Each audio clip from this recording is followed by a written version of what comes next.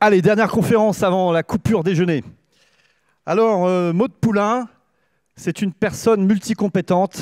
Elle est masseur kinésithérapeute. Elle est aussi ergonome. Et son travail, c'est d'aider les entreprises à porter un peu plus d'attention au niveau corporel. Parce que souvent, dans les entreprises, l'attention, elle est portée au niveau beaucoup plus cérébral. Et donc, son métier, tout simplement, c'est de travailler sur la prévention des TMS, sur la prévention du stress, sur l'ergonomie des postes. Alors, j'ai réfléchi à ses talents, à ses super pouvoirs. Elle en a plusieurs. Il y en a un qui a accroché mon attention. Eh bien, c'est le fait qu'elle ne se contente pas de rester sur sa pratique en l'état. Elle est tout le temps, en permanence, à l'affût, en recherche pour défricher son domaine. Elle a même créé sa propre méthode et elle est très innovante dans sa pratique. Je vous demande d'accueillir Maude Poulain. Merci. Bonjour, merci Anthony. Alors voilà, je me pose très souvent une question qui nous concerne tous, tout le temps, dans notre vie personnelle, dans notre vie professionnelle. Et en effet, à force d'observation, je me demande si le monde que nous construisons, pour nous, en tant qu'êtres humains, cet environnement matériel et immatériel que nous imaginons est censé répondre à nos besoins, est-il réellement favorable à notre bien-être? Alors spontanément, nous avons envie de répondre oui, bien sûr que oui. Depuis que l'homme a acquis la bipédie et libéré ses mains, il n'a visé qu'une chose, améliorer son confort. Il suffit de regarder autour de nous, des machines, des robots que nous avons inventés pour remplacer les métiers les plus pénibles, des robots qui travaillent pour nous, des outils de communication qui nous permettent d'échanger avec le monde entier, moyens de transport, services à la personne. Bref, c'est en ça que nous travaillons. Nous travaillons chaque jour à nous construire un monde censé nous apporter plus de confort, censé répondre à nos besoins. Mais ce que je trouve, et que vous trouvez aussi certainement de paradoxal, c'est que plus nous travaillons, et plus nous voyons apparaître dans les entreprises et les organisations de la souffrance. De la souffrance physique, mais de la souffrance morale également, parce que l'un ne va pas sans l'autre. On n'a jamais autant entendu parler de burn-out, de bore-out, de brown-out même. Les troubles musculo-squelettiques ont été multipliés par 13 ces 20 dernières années en France, et ce, quel que soit le domaine d'activité, y compris les métiers de bureautique.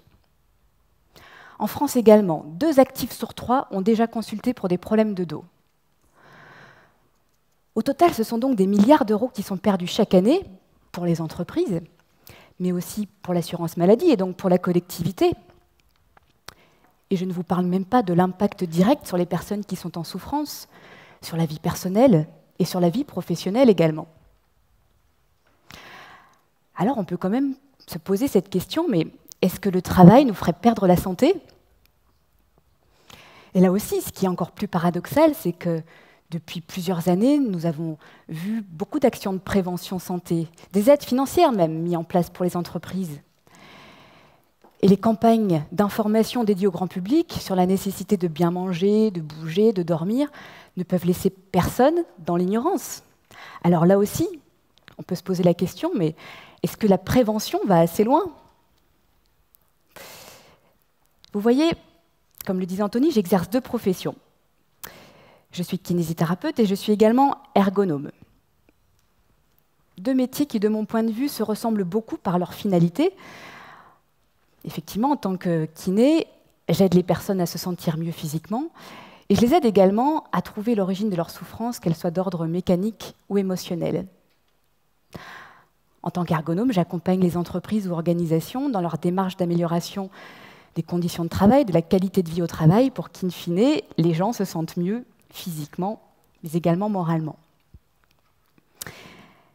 Et je vais vous faire un aveu, parce que je suis passionnée par mon métier. Je me sens utile, je trouve qu'il y a un sens, je rencontre beaucoup de gens, chaque patient que je soigne est différent, chaque entreprise que j'accompagne est particulière, mais pour autant, j'éprouve aussi des frustrations. Et la première frustration, je l'ai ressentie lorsque j'ai débuté en tant que kiné, et que je me suis rendu compte, même si je l'avais appris, que mes soins, aussi bons soient-ils, ne serviraient à rien si mes patients continuaient à vivre de la même manière. Les mêmes gestes, les mêmes automatismes, les mêmes postures, les mêmes conditions de travail, la même alimentation, la même hygiène de vie, parfois même le même état d'esprit. Parce que oui, notre mode de vie est souvent responsable de nos souffrances. Alors vous savez, nous les kinésithérapeutes, on nous appelle également des rééducateurs. Rééducateurs. Alors éduquer, c'est déjà pas facile. Si vous êtes parent, vous savez de quoi il en retourne. Mais rééduquer, cela suppose faire prendre conscience aux personnes que leur mode de vie, leur automatisme, sont à l'origine de leur souffrance, et qu'une fois que cette prise de conscience est faite, ce qui n'est pas toujours facile, eh bien on leur propose de complètement se reprogrammer. Bonjour, monsieur Malodo. Vous êtes cadre dans une grande entreprise, vous travaillez beaucoup, vous êtes stressé. Oui, ça se voit dans votre posture. Écoutez, déjà, moi, ce que je peux vous conseiller, c'est de penser à aménager votre poste de travail, régler la hauteur de votre siège, votre ordinateur. Oui, tenez-vous droit aussi, gardez votre cambrure naturelle, les épaules basses. Si vous devez vous baisser, pliez vos jambes. Et oui, buvez de l'eau, c'est important. Oui, bon, je fais de l'autodérision, bien sûr, je ne parle pas sous cette forme à mes patients, mais le fond est là, c'est-à-dire qu'aujourd'hui, nous n'avons que ça, de la prévention. Et ça, donc, ça a été ma première frustration, de me rendre compte qu'en fait, je pouvais donner toute mon énergie à mes patients. Si lui-même ne modifiait pas ses automatismes et son hygiène de vie dans sa vie personnelle et sa vie professionnelle, les souffrances resteraient là. Alors ensuite, j'ai commencé à travailler en tant qu'ergonome. Et là, j'étais très enthousiaste. Je me disais qu'effectivement, en toute logique, faire de la prévention en amont permettrait d'éviter d'avoir des personnes en souffrance qui consultent trop tard. Mais quand j'ai commencé à mettre un pied dans les entreprises et que je me suis rendu compte de tout ce qui pouvait impacter négativement sur les individus, que ce soit l'environnement de travail, la lumière qui était parfois trop agressive, l'isolation phonique avec du bruit aussi, l'isolation thermique, l'aménagement des postes de travail, de l'espace de travail, la manière également dont chacun s'exprime dans son travail en termes de gestuelle, de posture, de répétitivité des tâches, de cadence de travail. Je me suis dit que finalement, changer les automatismes d'une personne, ce n'était pas grand-chose comparé à tout ce qu'il fallait peut-être changer dans certaines entreprises. Et souvent, mes interlocuteurs me disent bah oui, on aurait dû faire de la prévention plus tôt. Effectivement. Mais moi, je pense qu'on peut même aller plus loin. Parce que je pense que nous marchons sur la tête. Chaque jour, des entreprises se créent, inventent des nouveaux produits, des nouveaux services, toujours plus innovants, censés répondre à des besoins. Mais tout ce qui crée les conditions du bien-être au travail devrait être pensé dès le départ. Tout ce qui crée les conditions du bien-être au travail devrait être au cœur de la création de toute entreprise ou organisation, en commençant par l'environnement de travail qui doit s'adapter à nous, et non l'inverse. Je me rappelle justement avoir vu comme ça dans une start-up, tout avait été bien pensé dès le départ, pour que les gens se sentent bien au travail. Les valeurs, la culture de l'entreprise, la gouvernance, le modèle managérial,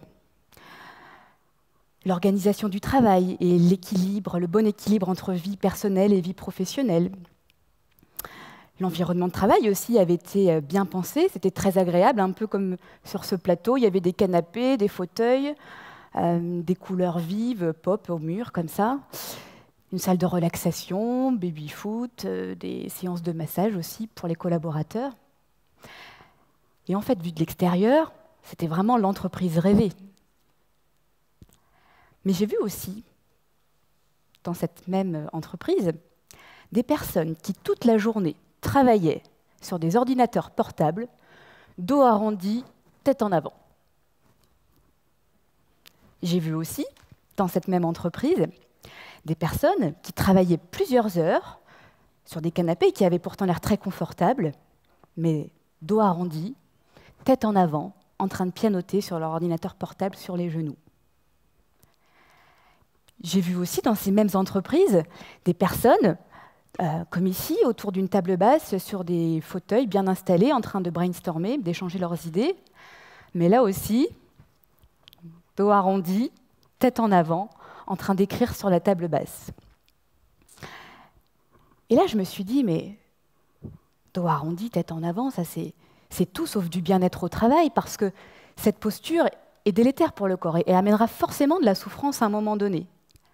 Et on ne peut en vouloir à personne, parce que finalement, tout avait été pensé dès le départ dans cette entreprise pour que les gens s'y sentent bien. Alors je me suis mise à regarder quand même autour de nous, dans notre environnement, et je me suis posé cette question, mais est-ce que finalement c'est notre environnement qui a été créé sans vraiment être conçu pour répondre à nos besoins d'être humain, nos vrais besoins physiologiques, primaires? Ou est-ce que c'est nous, tout simplement, qui ne savons pas l'utiliser? Je me rappelle d'une autre anecdote comme ça, d'un patient au cabinet de kiné, cette fois-ci, que je voyais pour la première fois. Et j'ouvre la porte de la salle d'attente, il était assis, de profil par rapport à moi, en train de pianoter sur son smartphone, dos arrondi, tête en avant. Et je me souviens de ce que j'ai ressenti quand je l'ai vu. J'ai ressenti la souffrance qu'il pouvait avoir dans son corps de par sa posture. Et quand il s'est levé et qu'il m'a serré la main, je lui ai dit spontanément « Je suis sûre que vous venez me voir parce que vous avez mal au cou. » Alors oui, j'avais visé juste, il était un petit peu stupéfait, mais je n'ai aucun don de voyante. Ceci dit, je pense que les autres thérapeutes vous le diront aussi, nous voyons de plus en plus apparaître dans nos cabinets des personnes qui viennent avec ce genre de problématiques. Parce que moi, personnellement, je n'ai jamais vu quelqu'un utiliser son smartphone ou sa tablette, dos droit, épaules basses, comme ça, vous le conviendrez. Et en fait, je me suis dit que c'était pareil pour tout ce qui nous entourait. Et ça commence déjà à l'école, si vous vous souvenez. Le collège, moi je trouve que c'est flagrant. Au collège, vous pouvez avoir Jean Bernard, 14 ans, qui a fait sa poussée de croissance rapidement, dans la même classe que Lucie, 1m40, Jean Bernard, 1m75, et pour tous les deux, même chaise, même table, même hauteur. Dos arrondi, tête en avant pour écouter les cours. Tiens, est-ce que vous connaissez ou est-ce que vous avez lu le tube libraire de l'été dernier, Le charme discret de l'intestin? Oui? Alors, je suis sûre que si vous avez lu ce livre, vous vous souvenez du passage où l'auteur, qui est médecin, explique bien que même nos toilettes occidentaux ne répondent pas à notre anatomie. Alors si ça vous intéresse, vous pouvez lire le livre, très intéressant. Mais c'est ça en fait, c'est-à-dire qu'on peut se demander, finalement, pourquoi est-ce que l'être humain se fatigue à créer un monde qui ne lui corresponde pas réellement? Est-ce que c'est pour faire du beau, du design, du pas cher? Peut-être, mais moi je ne pense pas. Je pense qu'il y a deux raisons principales. La première, c'est que l'être humain ne se connaît pas. On ne connaît pas notre corps. En fait, c'est comme si notre cerveau, tel un ordinateur central, pilotait notre corps tel une machine, mais sans jamais avoir eu le mode d'emploi. C'est vrai, on connaît mieux le fonctionnement de notre cafetière, de notre voiture, que celui de notre propre corps. La deuxième raison, pour laquelle je pense que l'humain ne se construit pas un monde qui lui est vraiment adapté, c'est parce qu'au-delà de ne pas se connaître, nous ne nous écoutons pas. On n'écoute pas son corps, qui pourtant nous parle tout le temps. Il nous dit quand il a faim, quand il a soif, quand il a envie de dormir, quand il a envie de bouger. Mais nous, on fonctionne par automatisme. Nos 3 repas par jour, notre séance de sport, bien calée dans notre agenda, pendant tant de temps, à tel jour, parce qu'on ne peut pas faire autrement. Mais on n'écoute pas vraiment nos besoins. En quelque sorte, nous sommes déconnectés de nous-mêmes. Et j'aimerais imaginer avec vous, parce que nous sommes à cette fabrique du changement et que le bien-être s'inscrit à côté de la créativité, pourquoi pas imaginer ensemble un modèle de société qui soit différent. Et ça pourrait commencer dès l'école élémentaire. On apprendrait aux enfants l'anatomie, le fonctionnement du corps, justement, comment identifier ses douleurs, ses petits maux, ses tensions, et surtout comment se soulager. La nutrition serait enseignée, bien sûr. La méditation serait pratiqué autant que l'est le sport aujourd'hui, amenant les enfants vers une meilleure connaissance d'eux-mêmes, mais également une meilleure connaissance des autres. Les temps scolaires respecteraient les besoins individuels, le sommeil, les saisons, pourquoi pas, la chronobiologie. Et dans la continuité, l'enseignement supérieur apprendrait aux étudiants des métiers centrés sur la création de biens et services répondant aux besoins réels des hommes. Aux besoins réels des hommes. On n'entendrait quasiment plus parler de burn-out, de TMS. L'économie s'en porterait pas plus mal. La population serait en meilleure santé et les dépenses dédiées au curatif seraient plutôt investies dans le préventif. Alors, peut-être que vous allez penser que je suis un peu utopiste, ou peut-être aussi allez-vous penser que finalement nous allons vers ce modèle de société, et je l'espère, mais je suis de ceux et celles qui sont persuadés que lorsqu'on a envie, lorsqu'on rêve d'un changement, eh bien, il faut déjà commencer par se changer soi-même. Vous connaissez ce dicton. Et pour ça, moi, j'ai identifié 3 clés. 3 clés qui nous permettraient de construire ce modèle de société où l'humain agirait globalement au service de l'humain.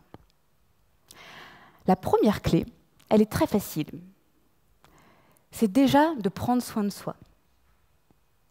Prendre soin de soi, parce que si vous ne prenez pas soin de vous, qui va le faire à votre place? Je le disais tout à l'heure, vous pouvez aller voir le meilleur thérapeute du monde, les meilleurs médecins. Si on ne modifie pas soi-même ce qui ne fonctionne pas dans sa vie, on gardera ses souffrances. Et prendre soin de soi aussi, comme un acte engageant et une manière de ne pas impacter négativement sur ses proches, ses enfants, son entourage, ses collègues de travail, sur la société quand on va mal. Prendre soin de soi. Ça, c'est la première clé. La deuxième clé, c'est aussi simplement prendre conscience que chacun d'entre nous, à notre propre échelle, nous avons un pouvoir d'influence.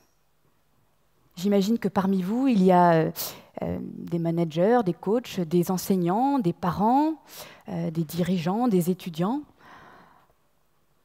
Chacun d'entre nous, nous pouvons insuffler le changement positif, amener de la prévention, amener du mieux-être, sensibiliser les gens autour de nous.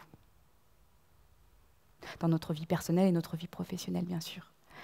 Et la troisième clé, c'est de co-construire l'avenir. Nous avons dans notre société des savoirs, des savoir-faire, et nous pouvons fusionner nos compétences pour imaginer ensemble un avenir qui soit plus humain.